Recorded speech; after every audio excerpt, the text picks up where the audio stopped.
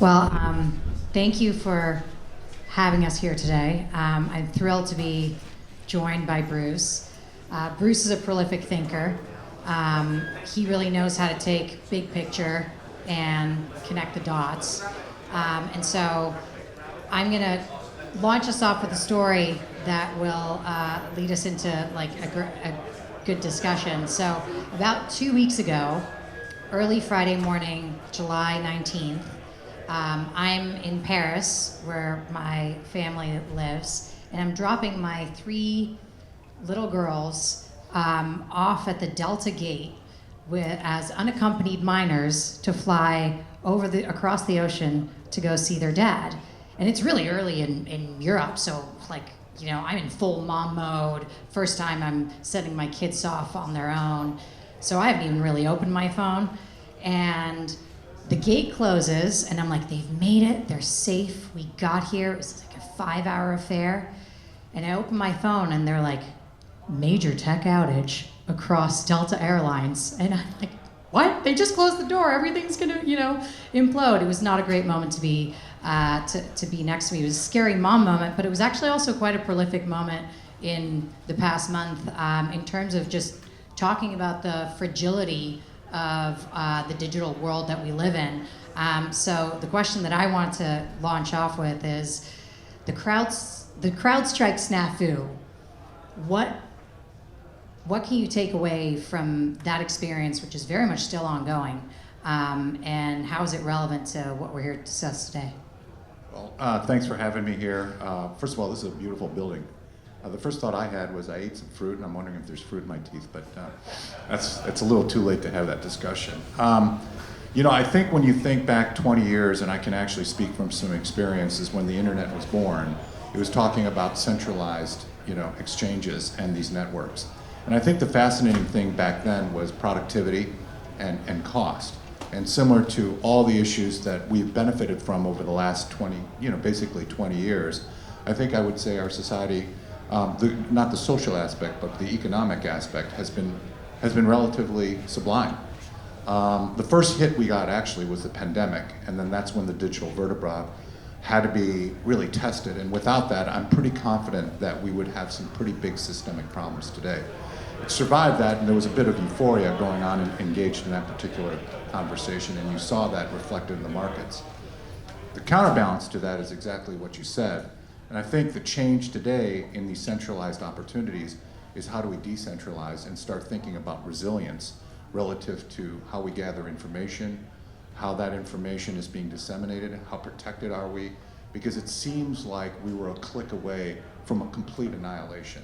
Now, the good news is, the media would talk about, well, it was just a glitch, okay, which technically means incompetence. It wasn't a cybersecurity attack.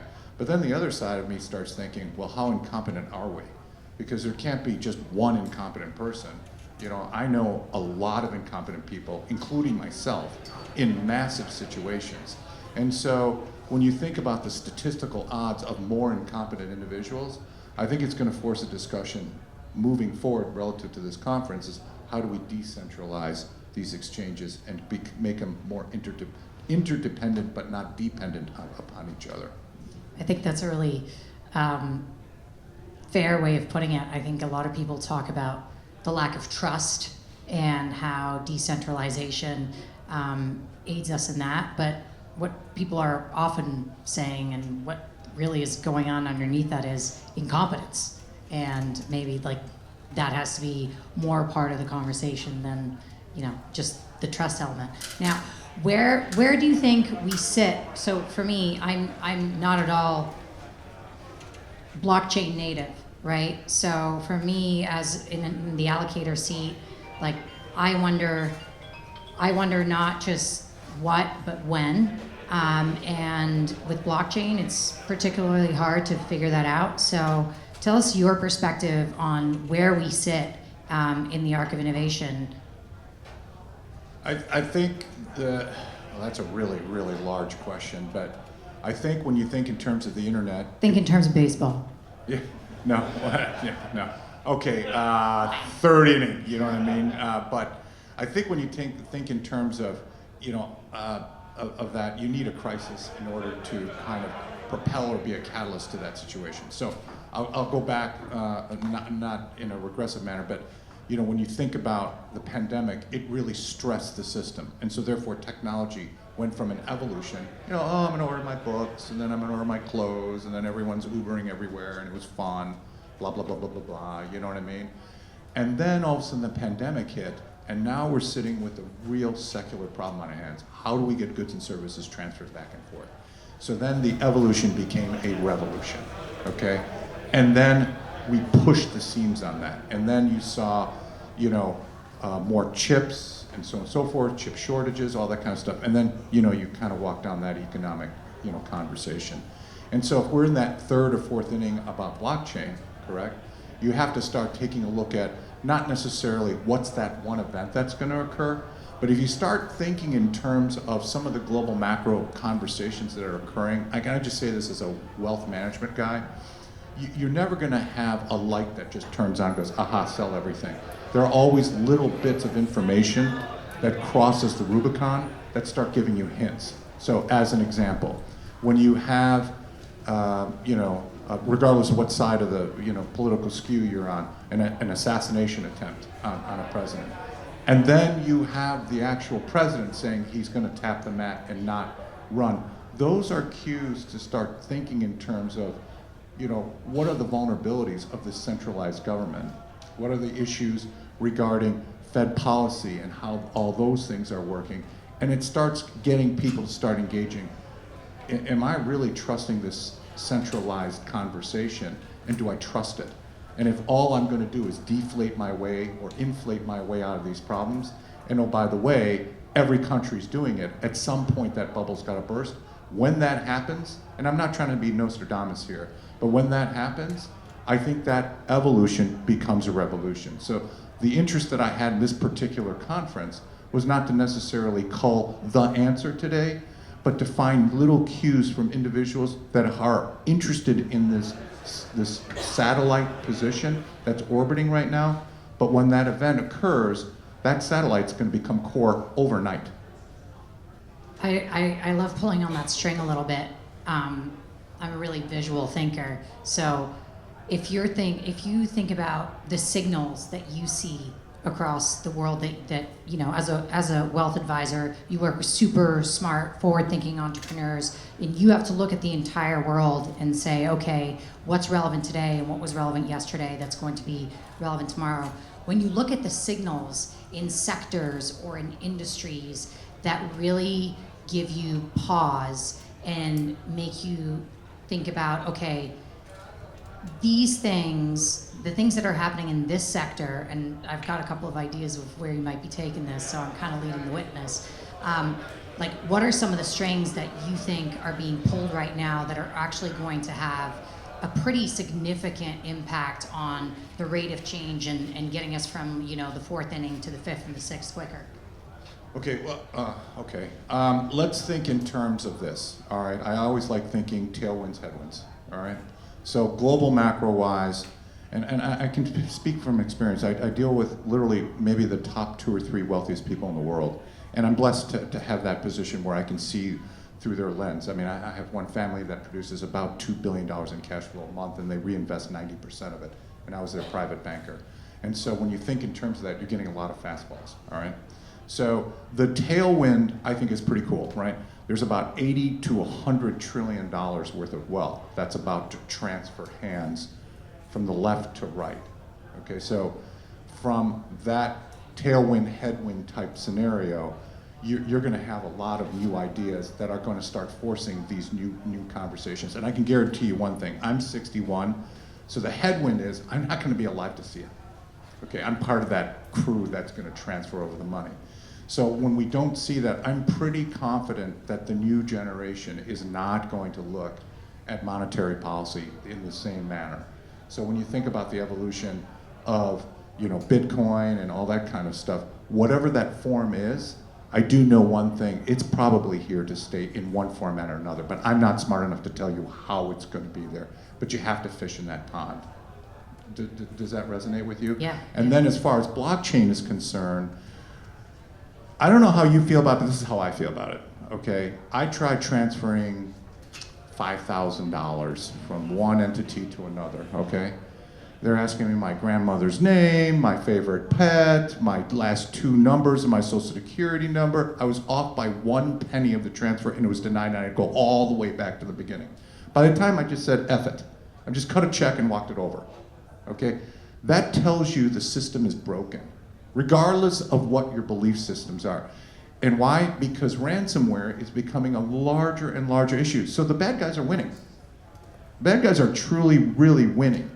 So we have to have a more efficient manner in transferring assets, cross-border and inter-border, that's quicker, safer, faster for the consumer in order to conduct commerce or business. That's kind of my did I answer the question, or am I just blabbering? No, Okay. that's the question. That's kind of how I think philosophically. To me, about like it. where, like the And signals that I'm my hearing. point is, we invest in that. We're trying to think about how to invest in that. Yeah. But I'm telling you candidly, very truthfully, wealth managers at this moment in time are not doing it out of the fear of because of that headwind. I'm investing in this capital, but I don't know what the outcomes are. So because it took so long for them to get that customer, they're not doing it. But that's kind of why I'm doing it. Because if you're going to be in that new frontier, you have to start thinking in terms of what's that next look like. Yeah, and I mean, you said a couple of things there too, that it's, a lot of innovation is out of like excitement, but part of this innovation is also out of fear.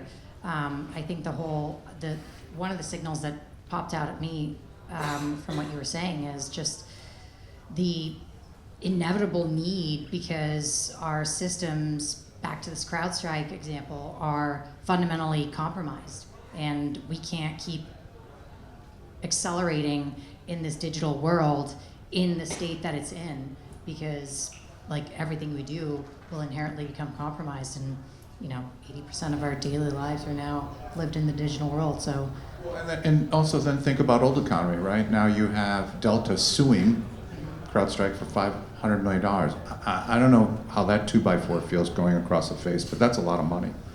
Okay, so when you think about how to insure that, I don't even know where to begin. And then when you think about all the insurance that needs to be bought by every company to ensure that safety, and then the service failure of that, it's kind of like very similar to when the MAX situation occurred with Boeing. The FAA was a very trusted agency. Again, another decentralization. Every time the FAA touched something, we said, we're money good, no problem.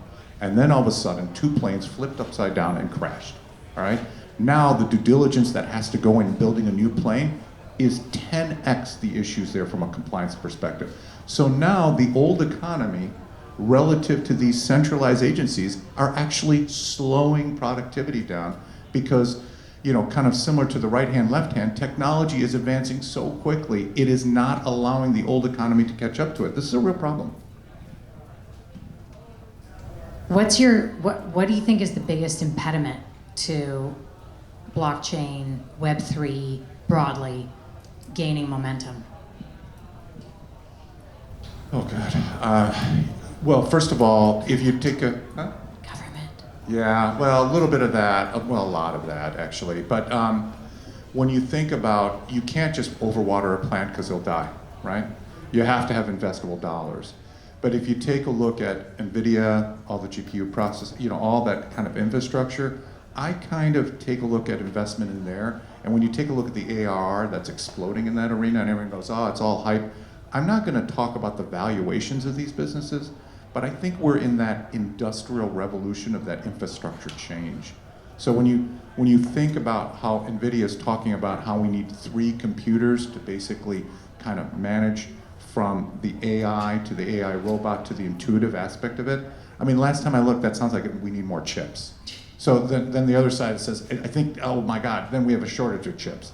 Then you go, oh my God, we have a shortage of engineers. And then you go, oh my God, we have a shortage of smart people. And then, oh my God, all the smart people are Asian. No, I'm sorry. No, sorry, I had to throw in that there. But I mean, and then it becomes more interdependent. And now U.S. hates China, China hates U.S. And then you have these geopolitical conversations. And so how do we draw and mine away from these smart people to act on our behalf to make us quicker, faster, smarter. I think those are structural conversations that our government needs to have about how to re-engineer ourselves in this country, or we're in big trouble. Okay, let's go a little more positive. That was me being positive. Yes, Asian I'm giving people you are a smart. solution. Yes. So when you go, whether it's the way you think about it for your clients or just for yourself, like what are some of the most important technologies or the most exciting emerging technologies that you're seeing in the Web3 sphere that whether you're getting people involved in them or not is sort of irrelevant, but that you think will be really important in the next 10, 15 years? I don't really have an honest answer to that. I mean, I don't want to just make up a bunch of stuff. I mean, clearly if you're not getting involved in any type of infrastructure, AI type opportunities, and just throwing flags in various places, I think you're at least not doing your fiduciary duty to at least have that discussion. So that's one area we're fishing in. But remember, even though we're a relatively large firm, we're a small firm. You know what I mean? We don't have billions of resources. So I find myself engrossed in Silicon Valley. I'm constantly in San Francisco. I'm constantly in the West. But even that particular vertebra is breaking up. So investing in those particular areas, I think, especially on the infrastructure side, because I'm not smart enough to tell you what that end consumption is going to look like. So what do we need more of, so to speak?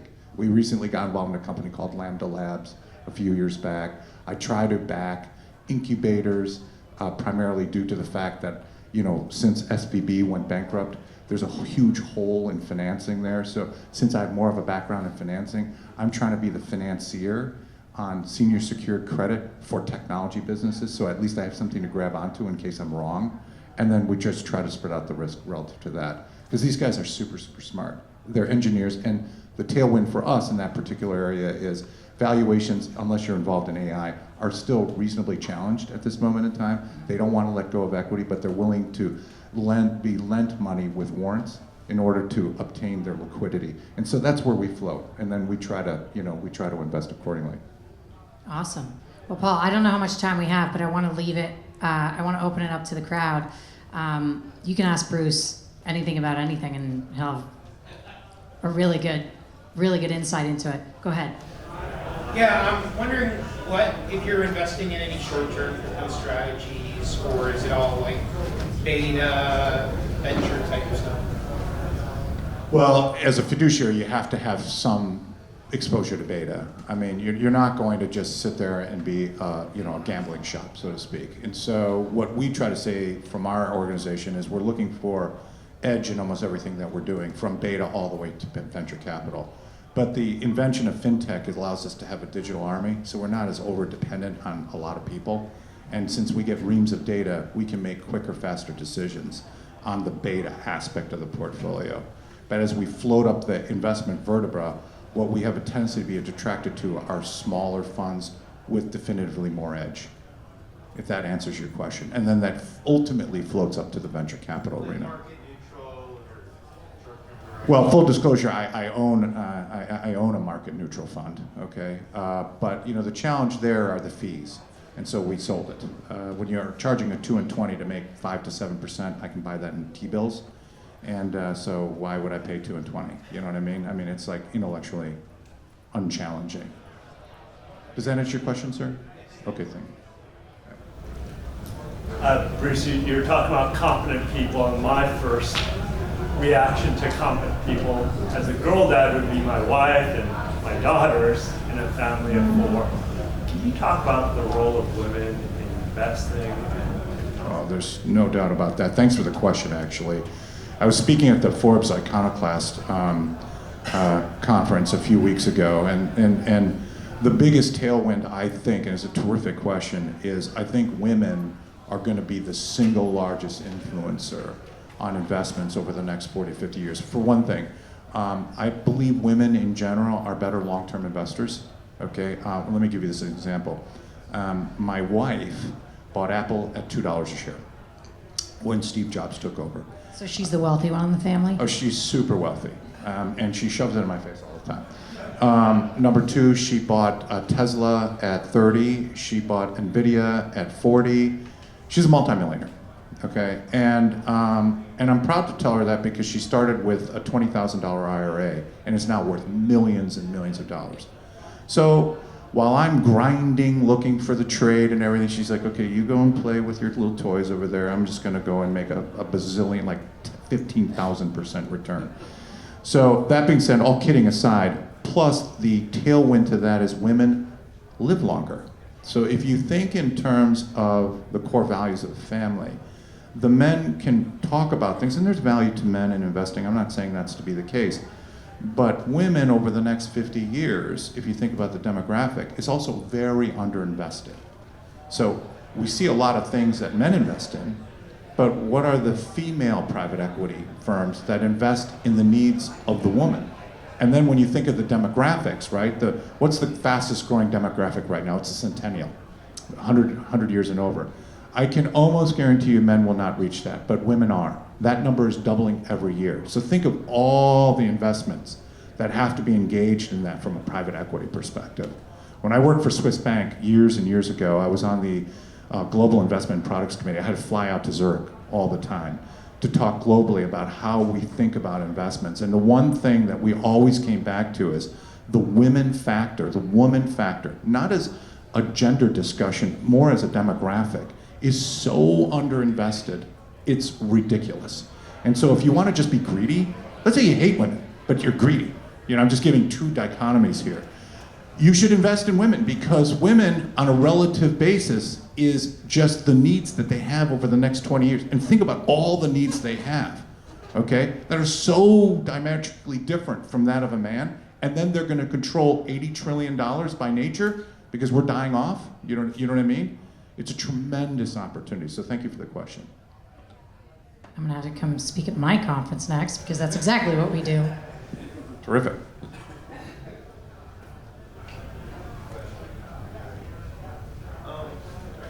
Don't have it be something super detailed about blockchain, please. I just want to know, in your world, in private equity world, and woman-oriented, how difficult it is for them to actually advance in their careers and or to start companies and to find the capital, because it's still kind of like the coke guy that's in up there. Yeah, he has it easier. Okay. Well, how are they advancing? I mean, you've obviously been there, but how do these girls have this the same opportunity? They work harder, they work smarter, they're more focused. I think Bruce actually answered the question. I think because the delta of women's, I've only studied the data around private equity and specifically venture capital because that's the pond that I swim in. And it's actually a fantastic industry to have a specialized firm dedicated to women because your TAM, your universe, is at this great inflection point where it's large enough that you can really, you have a large enough sample size. But the delta of women's careers is so much greater. Like they have to overcome so many more things and they have to prove themselves in so many more ways in order to be on par with the index, their peers. I'm not gonna go male versus female because it's a boring argument.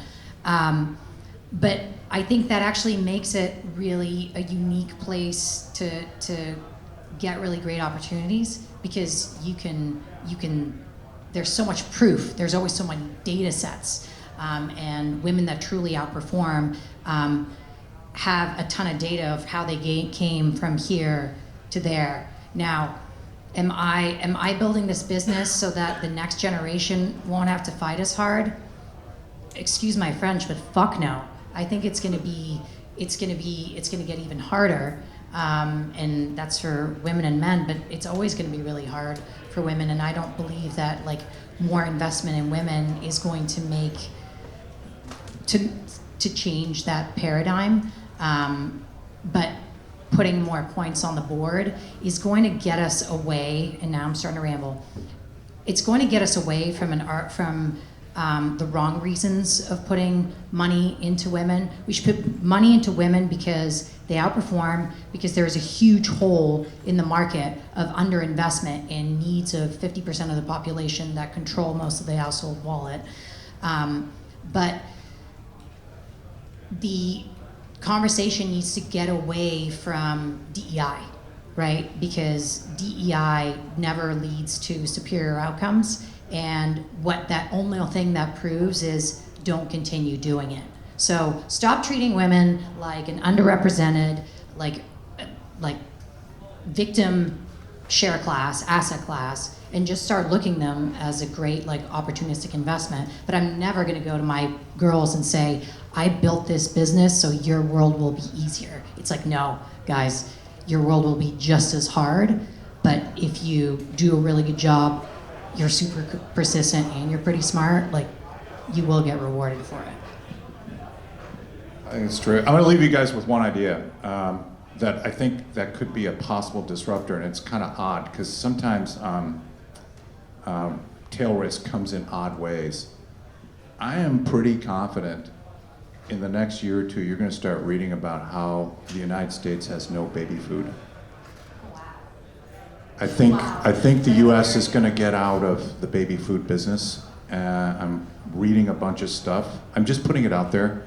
And so when that happens, you're going to see a huge absorption of mothers and so on and so forth, with literally a food shortage in the United States.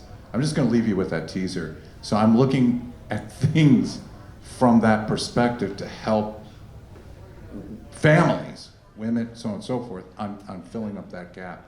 Because you're not going to build these little baby food cups and then get sued for $1 bazillion and stay in the business. I would not be surprised if you start seeing news in the next 6 months about a baby food shortage. And if that happens, we got huge political problems.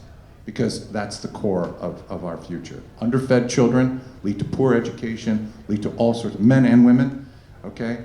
And if we start doing that, we become more interdependent on international, for our goods and services. You may say, well, how does that even relate to blockchain and so on and so forth? But it's these little societal issues that make us question the centralized system that we live in right now. You should legit drop your mic.